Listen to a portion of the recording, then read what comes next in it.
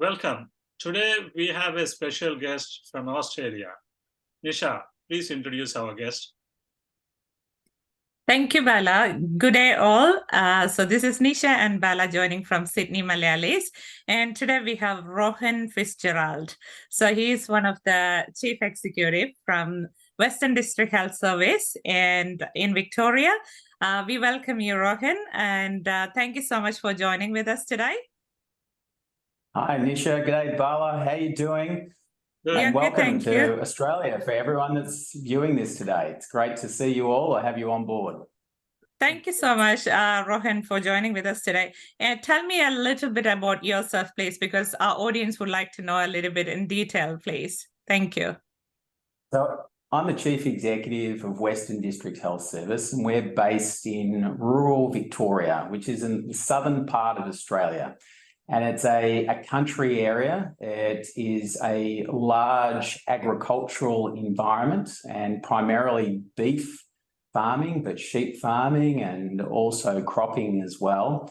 The hospital that I run is the largest employer across our area. We employ over 900 staff. We have a $110 million a year budget. We provide services in residential aged care and acute services and community-based services as well. And really, it's a really interesting environment to live in, and I absolutely love it. I came to Hamilton 9 years ago, and in 9 years, I've just absolutely fallen in love with the place. It's so safe. It's a great community. It's very supportive, probably not too different to many places in India in a lot of respects. And a number of years ago, through the National Centre for Farmer Health, which is a research institution that we run here at WDHS in collaboration with Deakin University, we spent quite a bit of time in Orissa in India, working with a university in India and seeing firsthand the similarities between Indian farmers and Australian farmers as well. So having that connection to India has been absolutely wonderful. I've got to experience the warm hospitality that Indians put on offer when you go to the country. And I'm hoping by virtue of this discussion today that perhaps some people who are working in the healthcare industry at the moment might see that Australia is a really unique opportunity for them and might wish to come to Hamilton and restart their career at WDHS. So in one of the many areas that I've already spoken about. Before coming into healthcare, I was an accountant. And before becoming an accountant, I worked for a global IT consulting firm. So I've had an interesting background, sort of working my way in the health career. And I've been doing this now in either senior management positions or as a chief executive and working in healthcare for the last 17 years. So almost 2 decades. I can't believe how quickly time has flown. Yeah. So you've been in senior management positions with Latrobe and South Gippsland Health, and also you were chief executive with Stowell Health, right? Correct. Yeah. I've pretty much seen a lot of what rural Victoria has to offer in terms of healthcare delivery. And I think that's why I'm such a big proponent of it. I'm a big advocate for recommending to people that they really consider rural Victoria as a great place to live, to raise a family, and to have a wonderful lifestyle. And I have seen so much of different parts of Victoria, and there's so many different opportunities. Latrobe Regional Hospital is a larger regional hospital, bigger than Western District Health Service, and it's a little bit closer to metropolitan areas. And then there's smaller health services that provide another more unique opportunity as well for people to grow their careers. But the wonderful thing about Australia at the moment is you can choose to take on a career, but then take on careers within a career. And I think that's what's appealing to it. And that's why people stay for so long within the healthcare sector, because you never get bored. There's always something new to do or something new to learn. And there's always so many opportunities. There's always so many opportunities for doing further education as well. And that's one thing that as an organisation, we very much invest in with our people who work within WD. WDHS. We want to see them grow and prosper as human beings, and we make sure that we provide them with the best available opportunities from an education perspective. For some people, research is the sort of area that they want to sort of pursue as an interest, and we have a very strong research arm within our organisation as well, particularly when you get to a master's level and more senior level within your healthcare career. You might see research as being important for you.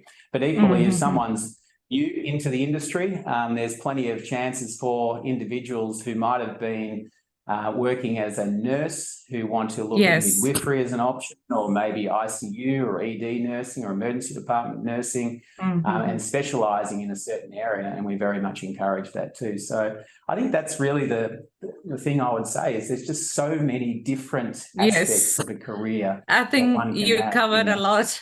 Yeah, you covered a lot of areas in there, Rohan.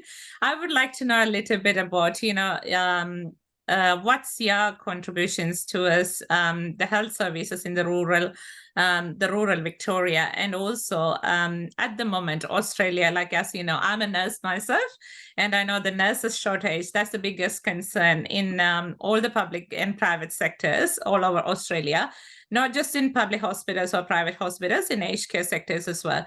So what's in there, that you can offer, towards that, for overseas nurses in terms of job opportunities in Australia? Yeah, well, let's face it, nurses are so fundamentally important to the delivery of healthcare within an acute hospital, residential aged care service and community nursing.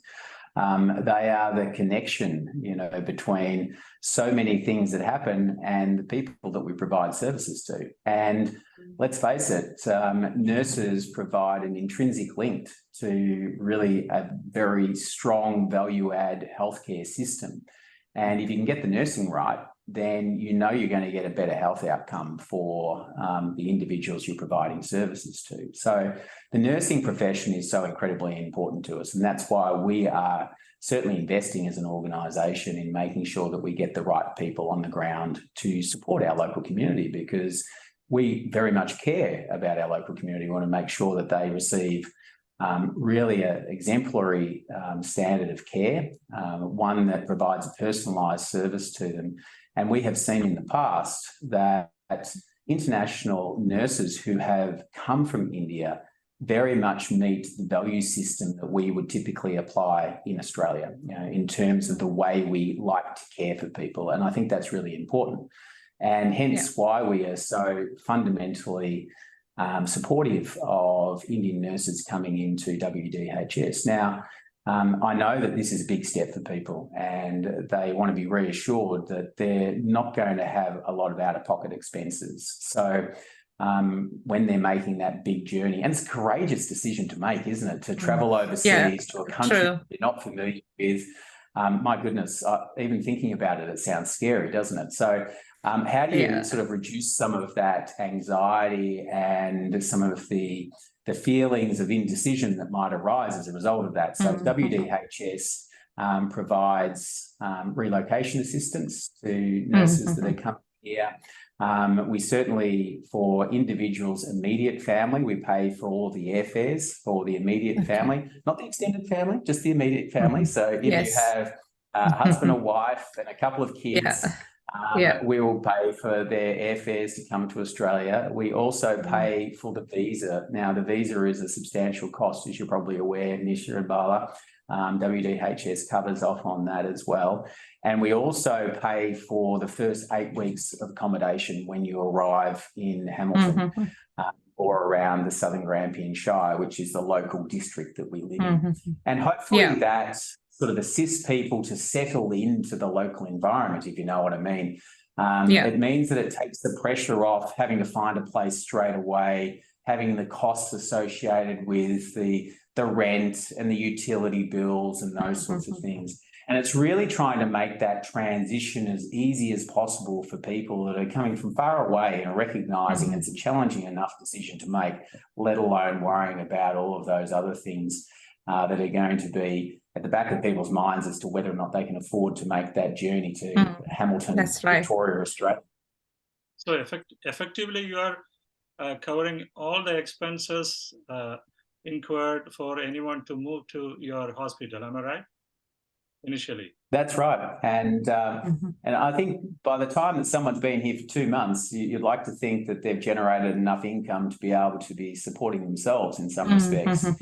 So it's really sort of covering off on some of those overheads or the expenses that people incur. The other thing I should say is that recently as an organisation, we recognise that transition coming into a foreign country and to a new community, even for people that are relocating in Australia, can be really quite overwhelming.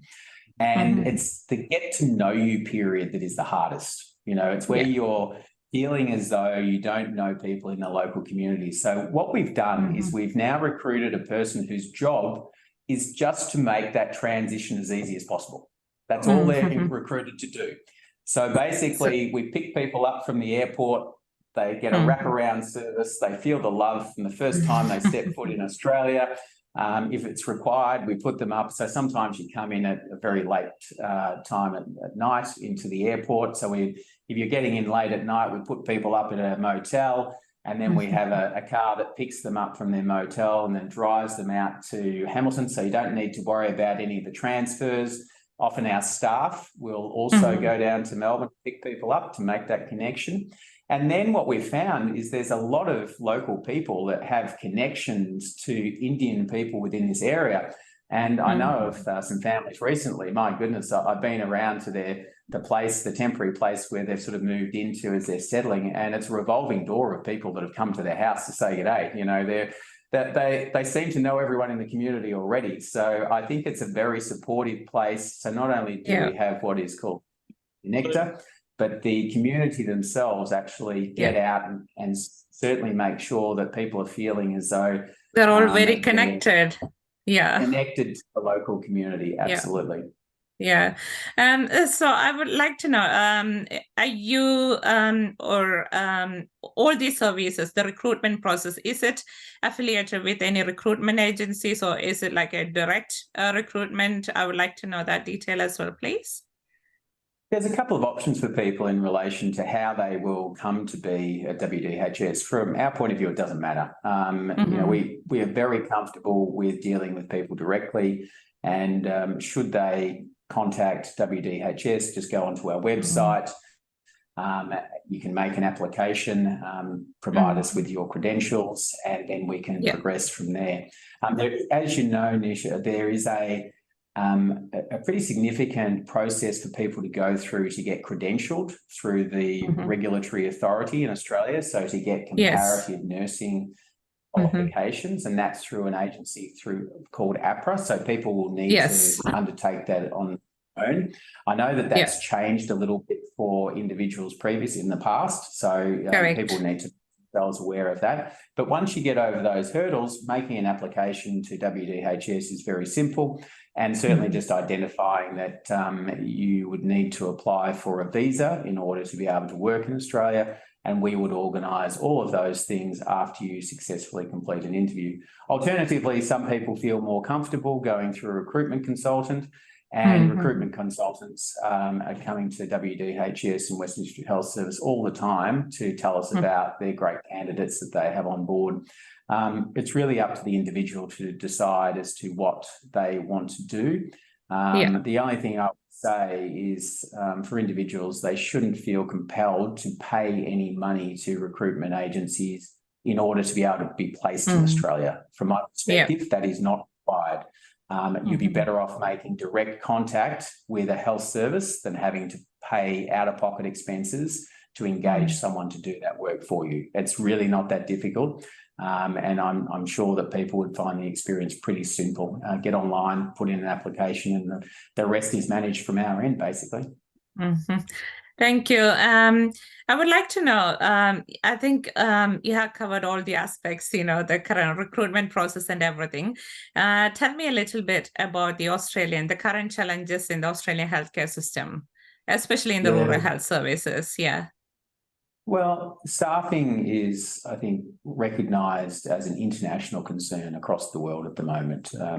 there's no secret that expectations around service delivery are growing exponentially by our customers, the people we provide services to.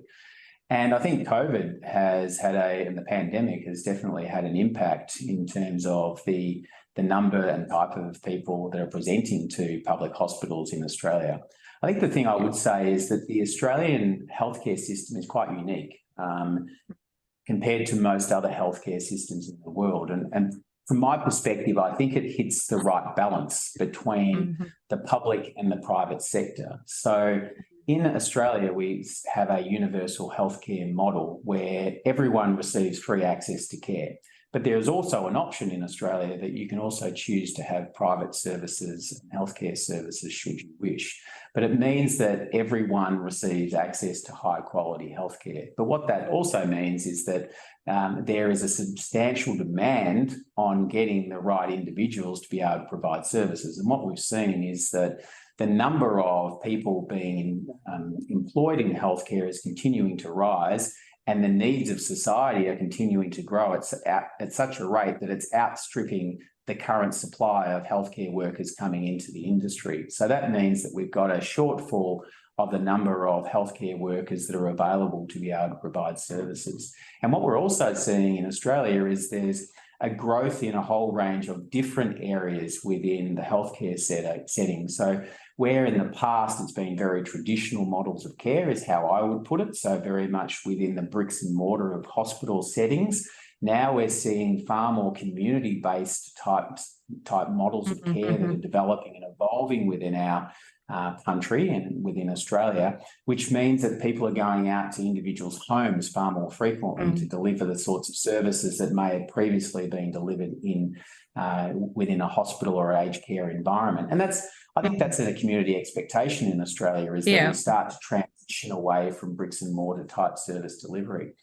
So that has created a number of challenges for the healthcare system, and there isn't enough people within Australia to be able to meet that demand at the moment, or enough people, healthcare workers, coming through the system. So that's why we're looking further afield to international recruitment to be able to fill some of the significant gaps that we've got, which is a great opportunity for people coming into Australia, because, as we know, Australia has been a hard place to be able to get into.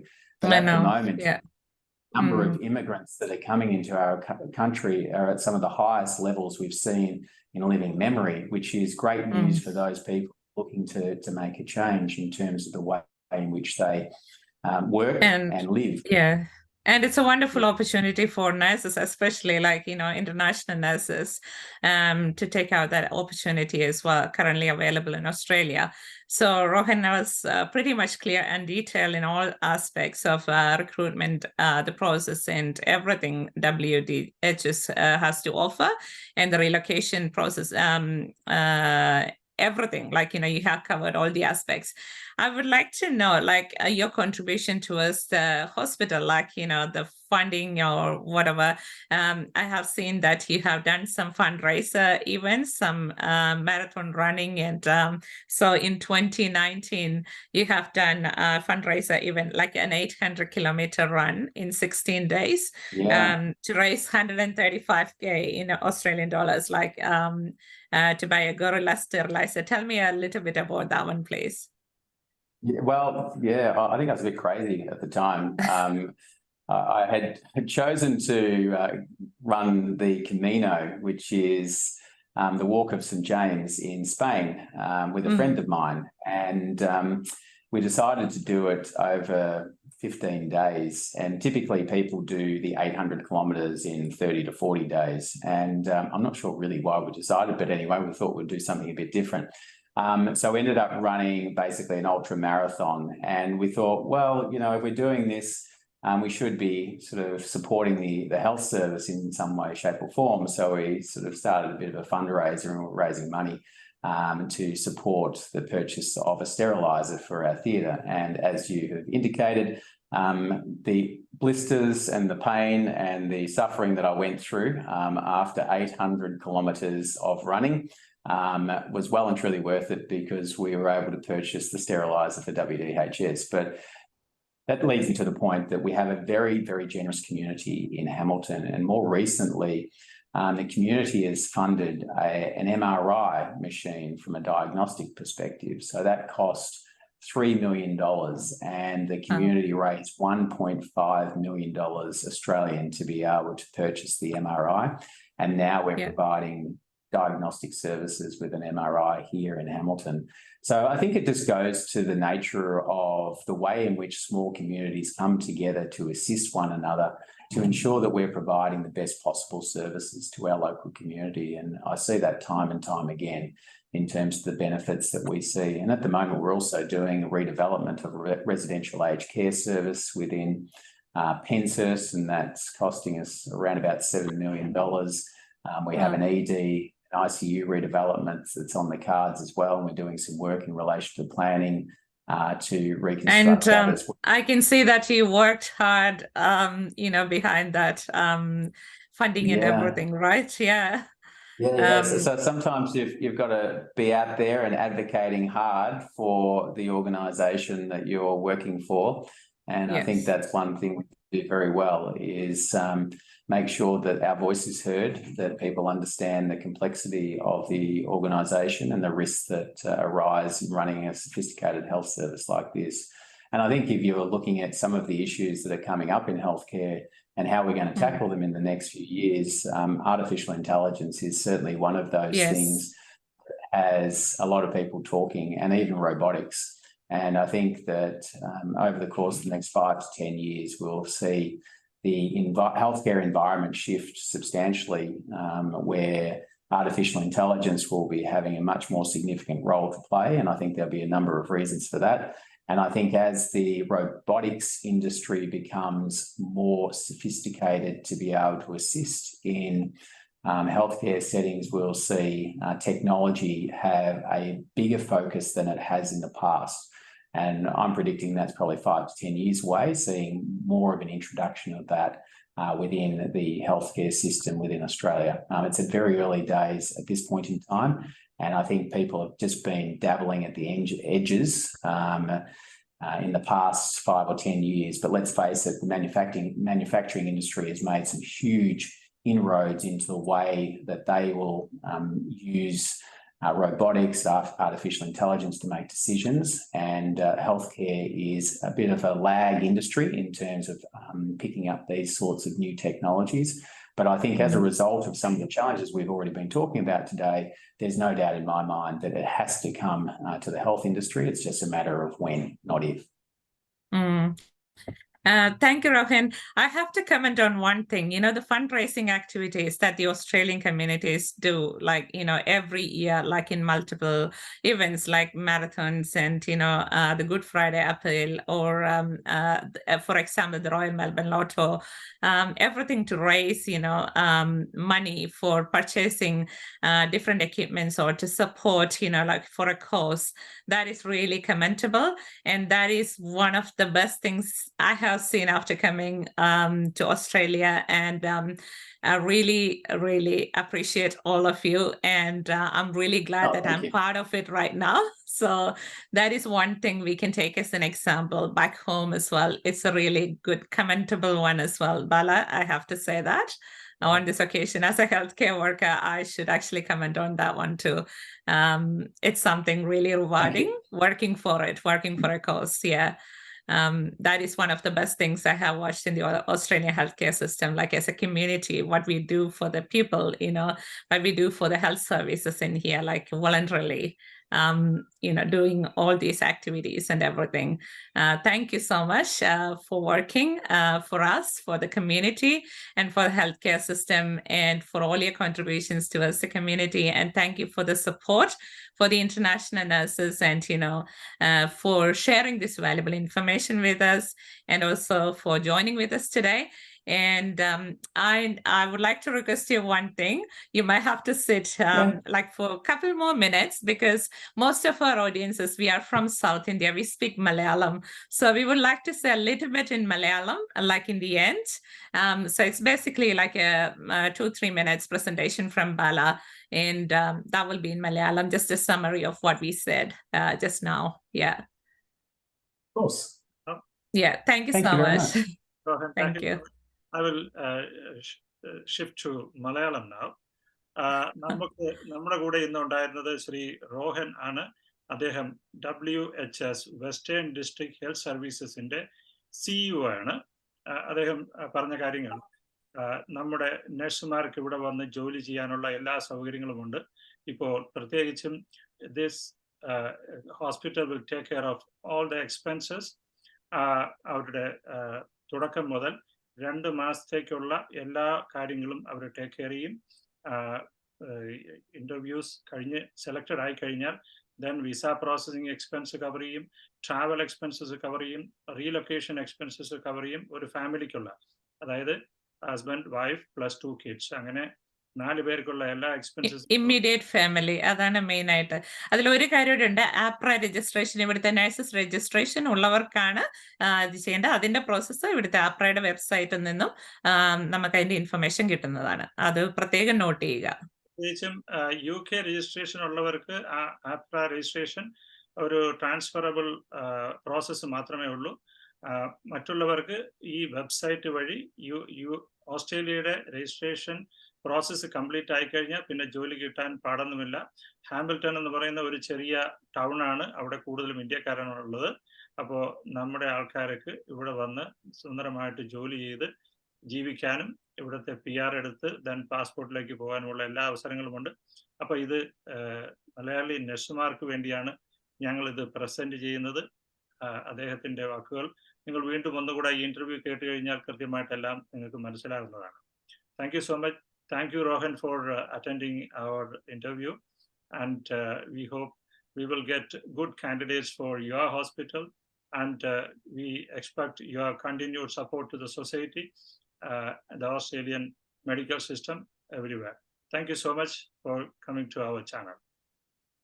Thank you so much, Rohan. It's been great. Thank you. Good day.